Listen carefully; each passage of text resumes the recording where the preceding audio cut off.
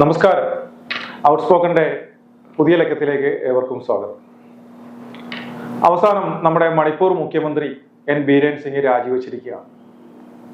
ഇനി അടുത്തത് മണിപ്പൂരിൽ രാഷ്ട്രപതി ഭരണമാണോ എന്നുള്ളതാണ് എല്ലാവരും ഉറ്റുനോക്കുന്നത്. ഇനി രാഷ്ട്രപതി ഭരണമായാലും പുതിയൊരു മുഖ്യമന്ത്രിയായാലും മണിപ്പൂരിനെ ശാന്തിയുടെ പാതയിലേക്ക് തിരിച്ചു കൊണ്ടുവരുവാൻ ക്രിസ്ത്യൻ സഭകൾക്ക് തങ്ങളുടേതായ റോൾ വഹിക്കാനുണ്ട്. അതിനെക്കുറിച്ചാണ് ഔട്ട്സ്പോക്കൺ ഈ ആഴ്ചയിൽ പറയുന്നത്.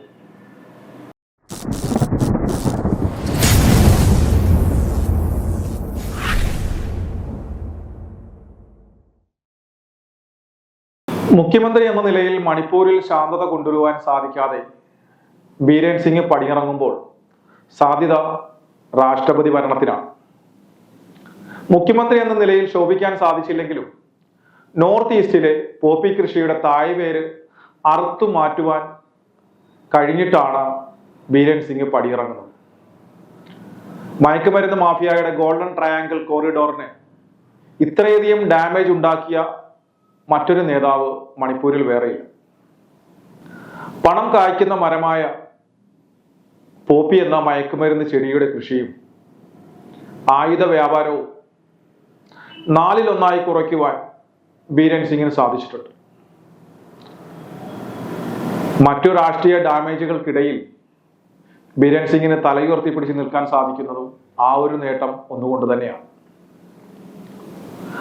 1958 മുതൽ 2022-23 വരെ ഏകദേശം 64 വർഷക്കാലത്തോളം മണിപ്പൂരിൽ ക്രമസമാധാനം ഉറപ്പുവരുത്തിയത് AFSPA, armed force special power act എന്ന് പറയുന്ന സൈന്യത്തിന് കൊടുത്തിട്ടുള്ള ഒരു പ്രത്യേക അധികാരത്തിലൂടെയാണ്. വികസന പ്രവർത്തനങ്ങളും മാറി വന്ന ഭരണവുമെല്ലാം ജനങ്ങളിൽ മാറ്റമുണ്ടാക്കുമെന്നുള്ള അമിതമായ ആത്മവിശ്വാസമാണ്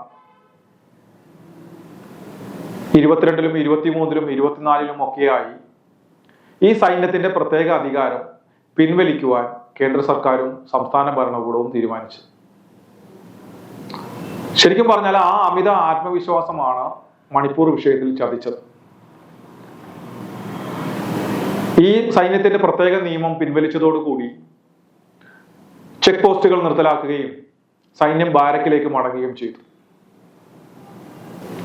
ഏത് മതത്തിലേക്ക് മാറിയാലും എത്ര പുരോഗതിയിലേക്ക് വന്നാലും എതിരാളികളുടെ തല വെട്ടിയെടുത്തുകൊണ്ട് വന്ന് ഗ്രാമ കവാടത്തിൽ പ്രദർശിപ്പിച്ച് അതിനു ചുറ്റും ആണും പെണ്ണും കൂടെ നൃത്തം ചെയ്യുന്ന കൊള്ളയും കൊലയും തീവപ്പും ബലാത്സംഗവും എല്ലാം തങ്ങളുടെ സ്വഭാവത്തിന്റെ ഭാഗമാക്കി മാറ്റിയ തങ്ങളുടെ ഉള്ളിലെ ആ പഴയ ഗോത്ര സ്വഭാവം മതം മാറിയത് കൊണ്ടോ സംസ്ഥാനത്തിന് പുരോഗതി വന്നതുകൊണ്ടോ മാറ്റം വന്നിട്ടില്ല എന്നുള്ളതാണ് പിൽക്കാലത്തുണ്ടായ കലാപങ്ങളിൽ ഉണ്ടായിട്ടുള്ള പല സംഭവങ്ങളും കാണിക്കുന്നു. ഏതായാലും രാഷ്ട്രപതി ഭരണം തന്നെ ആയിരിക്കും മണിപ്പൂരിന് നല്ലത് എന്നാണ് എനിക്ക് തോന്നുന്നത്. കാരണം അതിന്റെ കീഴിൽ മണിപ്പൂർ പൂർണ്ണമായും ശുദ്ധീകരിക്കപ്പെടണം. ബാക്കി വന്നിരിക്കുന്ന പോപ്പി കൃഷിയും അനധികൃത ആയുധ ഇടപാടും അതിർത്തി കടന്നെത്തുന്ന റോഹിംഗ്യൻ മുസ്ലിങ്ങളുടെ ഉണ്ടാക്കുന്ന പ്രശ്നങ്ങളും അതുപോലെ തന്നെ ചൈനയുടെ പിന്നിൽ നിന്നുള്ള കളികളുമെല്ലാം അവസാനിപ്പിക്കേണ്ടതുണ്ട്. കാരണം ഭാരതത്തിൽ ഏറ്റവും അധികം പ്രശ്നങ്ങൾ ഉണ്ടാക്കിക്കൊണ്ടിരിക്കുന്ന കാശ്മീർ ഇന്ന് സമാധാനത്തിന്റെ പാതയിലാണ്. ഏറ്റവും അധികം ടൂറിസ്റ്റുകൾ കാശ്മീർ സന്ദർശിച്ചിട്ടുള്ള വർഷമായ 2024 മാറിയിരിക്കുകയാണ്. അപ്പോൾ നോർത്ത് ഈസ്റ്റ് ആണ് ഇപ്പോൾ പ്രശ്നങ്ങൾ നിലനിൽക്കുന്ന മറ്റൊരു ഭാഗം. അവിടെ കൂടെ ക്ലീൻ ആക്കേണ്ടതുണ്ട്. അങ്ങനെ മണിപ്പൂരിനെ വീണ്ടും സമാധാനത്തിന്റെ പാതയിലേക്ക് കൊണ്ടുവന്ന് പഴയതുപോലെ ആ പേര് സൂചിപ്പിക്കുന്ന പോലെ തന്നെ സുന്ദരമായ ഒരു സംസ്ഥാനമാക്കി മാറ്റണമെന്നുണ്ടെങ്കിൽ അതിൽ ക്രൈസ്തവ സഭകൾക്ക് നല്ല പങ്ക് വഹിക്കാനുണ്ട്. നാഗരിലും കുക്കികളിലും 90% ക്രിസ്ത്യാനികളായി മാറിക്കഴിഞ്ഞു. മെയ്തേയിലുണ്ട് ക്രിസ്ത്യാനികൾ. പക്ഷേ ഇവരിൽ ഭൂരിപക്ഷവും പ്രൊട്ടസ്റ്റന്റ് സഭാ വിശ്വാസികളാണ്. വളരെ കുറച്ച് മാത്രമേ ഉള്ളൂ കത്തോലിക്ക വിശ്വാസികൾ. മണിപ്പൂരികളെ അത് നാഗരായാലും കുക്കികളായാലും മെയ്തേയികളായാലും ആയുധം താഴെ വെപ്പിക്കുവാൻ ഈ സഭാ നേതൃത്വങ്ങൾ മുൻകൈയെടുക്കണം. കാരണം നാഗരായാലും കുക്കികളായാലും ഇനിയല്ല മെയ്തേയികളായാലും അവരെ ഗോത്രവർഗ വിശ്വാസത്തിൽ നിന്നും ക്രിസ്തുവിന്റെ പാതയിലേക്ക് കൊണ്ടുവന്ന് അവരുടെ ഒരു കയ്യിൽ വിശുദ്ധ ബൈബിൾ വെച്ചു കൊടുക്കുമ്പോൾ മറുകൈയിൽ ഇരിക്കുന്ന ചൈനീസ് നിർമ്മിത യന്ത്രത്തോക്ക് താഴെ വെപ്പിക്കുവാൻ ഈ മിഷണറിമാർ തയ്യാറാവണം. അവർക്കതിന് സാധിക്കണം. ഒരു ക്രിസ്ത്യാനിയെ സംബന്ധിച്ചിടത്തോളം അവന്റെ ജീവിതത്തെ സ്വാധീനിക്കുന്ന ഒന്നാണ് 10 കൽപ്പനകൾ എന്നുള്ളത്. ആ കൽപ്പനയിലെ 5ാമത്തെ കൽപ്പനയാണ് കൊല്ലരുത് എന്നുള്ളത്. കുക്കികളെയും നാഗരെയും മെയ്തേയികളെയും എല്ലാം അവരുടെ ഗോത്രവർഗ വിശ്വാസത്തിൽ നിന്നും ക്രിസ്തുവിലേക്ക് കൊണ്ടുവരുമ്പോൾ ഈ പറയുന്ന 5ാമത്തെ കൊല്ലരുത് എന്നുള്ള കൽപ്പന മറച്ചു വെച്ചിട്ടാണോ അവിടെ മിഷണറിമാർ അവരെ ബൈബിൾ പഠിപ്പിച്ചത്? അല്ലല്ലോ. പത്രോസ്, നീ വാൾ ഉറയിലിടുക, വാളെടുത്തവൻ വാളാൽ നശിക്കുമെന്ന് പഠിപ്പിച്ച കർത്താവായ യേശുക്രിസ്തുവിന്റെ സുവിശേഷം നിങ്ങൾ അവർക്ക് പറഞ്ഞു കൊടുക്കുമ്പോൾ എന്തുകൊണ്ടാണ് അവരുടെ കയ്യിലെ ആയുധം ഉപേക്ഷിക്കുവാൻ നിങ്ങൾ അവരെ പ്രേരിപ്പിക്കാത്തത്?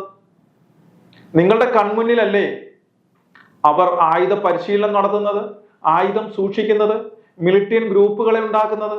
എന്തുകൊണ്ടാണ് നിങ്ങൾക്ക് തടയാൻ കഴിയാത്തത്? അത് തടയണം. അത് മാത്രമല്ല, കർത്താവായ യേശുക്രിസ്തു നമ്മെ പഠിപ്പിച്ചത് സീസറിനുള്ളത് സീസറിനും ദൈവത്തിനുള്ളത് ദൈവത്തിനും കൊടുക്കാനാണ്. നീ ദൈവത്തിന് കൊടുക്കേണ്ടതായ വിശ്വാസവും ബഹുമാനവും സ്നേഹവും എല്ലാം നീ കൊടുക്കുമ്പോഴും സീസറിന് കൊടുക്കാനുള്ളതെല്ലാം നീ സീസറിന് കൊടുത്തിരിക്കണം. ഇവിടെ സീസർ എന്ന് പറയുന്നത് രാജ്യത്തിന്റെ ഭരണകൂടമാണ്, രാജ്യത്തെ നിയമങ്ങളാണ്. ആ നിയമങ്ങളെ അനുസരിക്കണം, രാജ്യത്തിന്റെ പരമാധികാരത്തെ അംഗീകരിക്കണം, രാജ്യത്തിനൊപ്പം നിൽക്കണം. അതാണ് സീസറിനുള്ളത് സീസറിന് കൊടുക്കണമെന്ന് കർത്താവായ യേശുക്രിസ്തു നമ്മെ പഠിപ്പിച്ചത്. നിങ്ങൾ സുവിശേഷം പകർന്നു കൊടുത്ത് അവരെ ക്രിസ്തുവിന്റെ പാതയിലേക്ക് കൊണ്ടുവരുമ്പോൾ അവർ വിഘടനവാദം മുന്നോട്ട് വെക്കുന്നെങ്കിൽ, അതിനുവേണ്ടി ആയുധം കയ്യിലെടുക്കുന്നെങ്കിൽ കർത്താവായ യേശുക്രിസ്തുവിന്റെ ആ സുവിശേഷത്തെ തള്ളിക്കളയുകയാണ് അവർ ചെയ്യുന്നത്. അത് നിങ്ങൾ കണ്ടുകൊണ്ട് നിൽക്കുകയാണ്. അതിന് മാറ്റം വരണം. മണിപ്പൂരിലേക്ക് നാഗരായാലും കുക്കികളായാലും മെയ്തേയികളായാലും അവർ ക്രിസ്ത്യാനികളായി മാറിയിട്ടുണ്ടെങ്കിൽ അവരെ കൊണ്ട് ആയുധം താഴെ വെപ്പിക്കണം. രാജ്യത്തിന്റെ നിയമസംഹിതകളെ അനുസരിച്ച് ജീവിക്കാൻ അവർ പ്രേരിപ്പിക്കണം. അവരെ രാജ്യത്തിന്റെ നിയമവ്യവസ്ഥയെയും പരമാധികാരത്തെയും അംഗീകരിക്കുന്നവരാക്കി മാറ്റണം. അതിന് സാധിച്ചില്ല എങ്കിൽ ഈ സുവിശേഷം പരാജയമാണ്, അല്ലേ? അവരെ നിങ്ങൾ മാമോദിസ മുക്കി ക്രൈസ്തവരാക്കി മാറ്റി കഴിഞ്ഞിട്ടും അവർ ആയുധങ്ങളും എടുത്തു മറ്റുള്ളവരെ കൊല്ലാൻ ഇറങ്ങുകയും അവരുടെ വീടുകൾ അഗ്നിക്കിരയാക്കുകയും അന്യന്റെ ഭാര്യയെ മോഹിക്കരുന്ന് പഠിച്ച കർത്താവായ യേശുക്രിസ്തുവിന്റെ സുവിശേഷത്തെ തള്ളിക്കളഞ്ഞുകൊണ്ട് അന്യന്റെ ഭാര്യയെയും അന്യന്റെ മകളെയും ബലാത്സംഗം ചെയ്യുകയും ചെയ്യുന്നെങ്കിൽ, അതല്ലെങ്കിൽ അവർ രാജ്യത്തിനെതിരായി സീസറിനെതിരായി പോരാടുന്നുവെങ്കിൽ നിങ്ങൾ പകർന്നു കൊടുത്ത സുവിശേഷം കൊണ്ട് ഒരു പ്രയോജനവും ഉണ്ടായിട്ടില്ല എന്നുള്ളത് മാത്രമാണ് അതിന്റെ അർത്ഥം. മറ്റു മതസ്ഥർ, ഇസ്ലാം മതത്തിലെ മതമൗലികവാദികൾ ആയുധമെടുക്കുന്നതിനെ നമ്മൾ എതിർക്കുന്നു. എന്നിട്ട് അതേ നമ്മൾ ക്രൈസ്തവരാക്കി മാറ്റിയ കുക്കികളും മെയ്തേയികളും നാഗരും ആയുധമെടുക്കുന്നതിനെ നമ്മൾ കണ്ടില്ലെന്ന് നടിക്കുന്നു. അതെങ്ങനെയാണ് ശരിയാവുന്നത്? മറ്റുള്ളവർ ചെയ്യുമ്പോൾ തെറ്റും നമ്മൾ ചെയ്യുമ്പോൾ ശരിയായി മാറും. ഇത് ഇരട്ടത്താപ്പാണ്. അതുകൊണ്ട് തന്നെ ഇതൊരു അവസരമാണ്.